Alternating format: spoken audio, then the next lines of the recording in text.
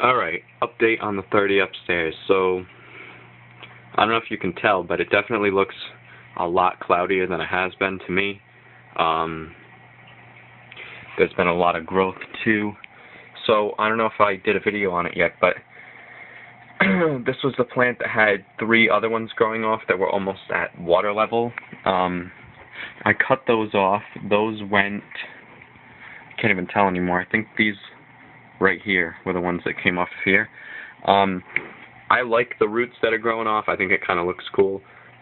This is one of the ones I cut. Actually, this was one that was dying.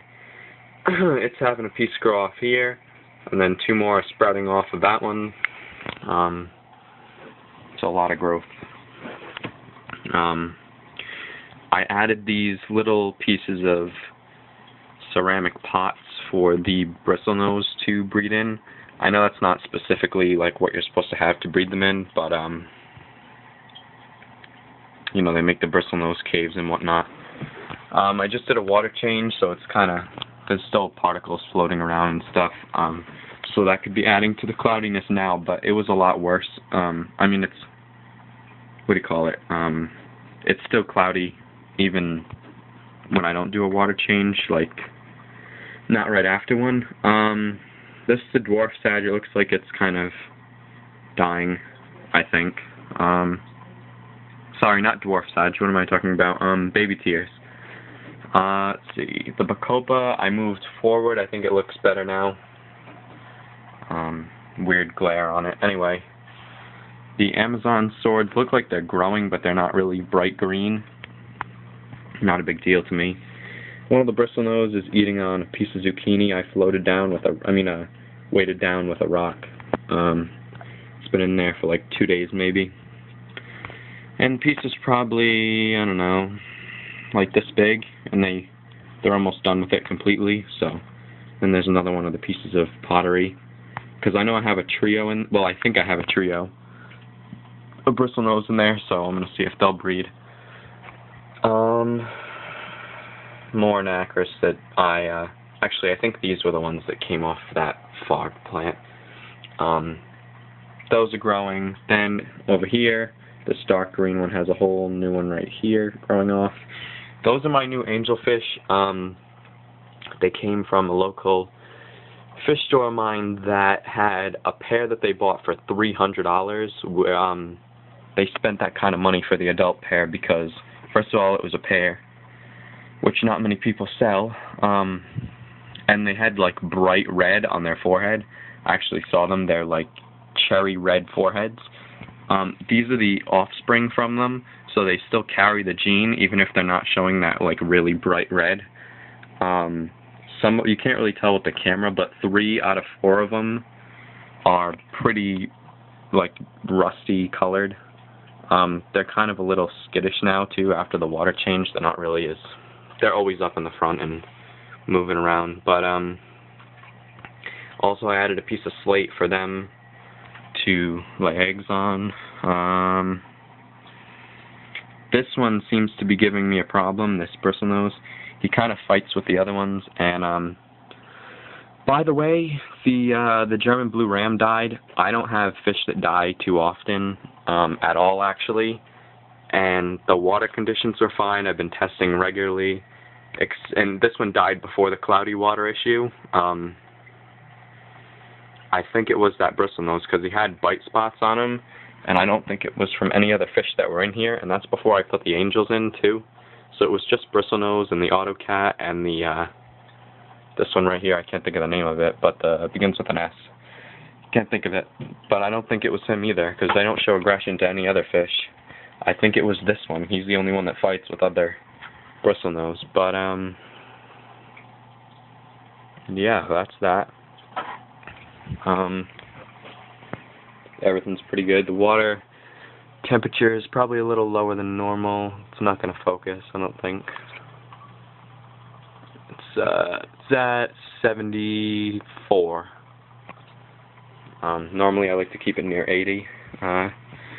Then over here we have the crayfish, who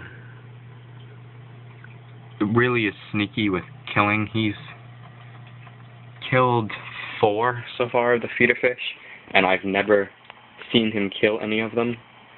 I found them dead, but he's pretty sneaky with killing them. So yeah, that's pretty much the update. I'm going to we're going to the auction soon. Gonna pick up some new stuff. I know my tanks don't really compare to any of the people who have, you know, those great planted tanks like BM and stuff. You know, they have really good tanks. Mr. Mom, their planted tanks are awesome. But this one I'm gonna try to eventually do that when I get the plants to grow out a little. I'll probably uproot them all and replant them in a better way, better scape.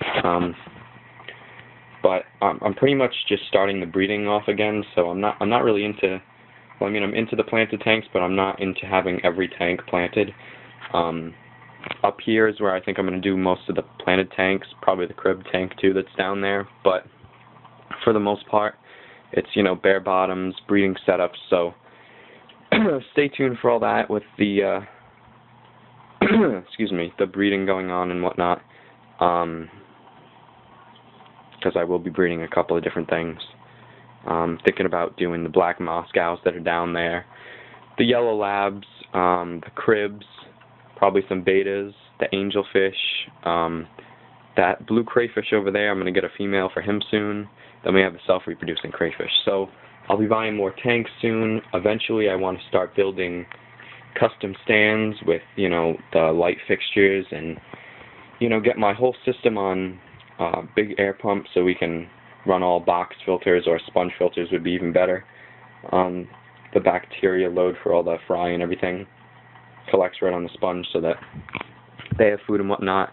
Then I'm going to change up the, because I have a washer and dryer in my basement, so I can put a splitter on the pipe, and then I can fill my tanks that way from like a garden hose type thing. So it'd be a lot easier, because right now I'm taking 5-gallon jugs from my upstairs down to my first floor and then down to the basement. So I'm going 2 floors with every 5-gallon for the water changes.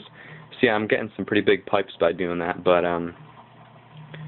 not my preferred method. So eventually I'm going to slowly moving everything to a better breeder setup. It's a filter baffle I put on, you can't really see it, but that's why it's moving those plants. But yeah, those are the future plans. So stick in for the new breeding setup and all, you know, new updates on everything. The tank, this planted one getting planted. Yeah, so it should be pretty good. Pretty soon we're going to start moving on that stuff, I hope. And the auction's this Saturday, so making a video of what I get there. I'm not sure what I'm going to get there. I know I'm going to buy some Java moss because I don't have any right now, and they sell it really cheap at the auctions because everybody has it and people bring it in and sell it and no one wants it pretty much.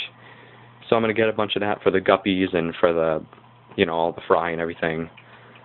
So I'm probably going to get some of that. Blue crayfish, female, 5-6 inches if I can find one. Any random fish that I think are crazy or some stuff I want to breed.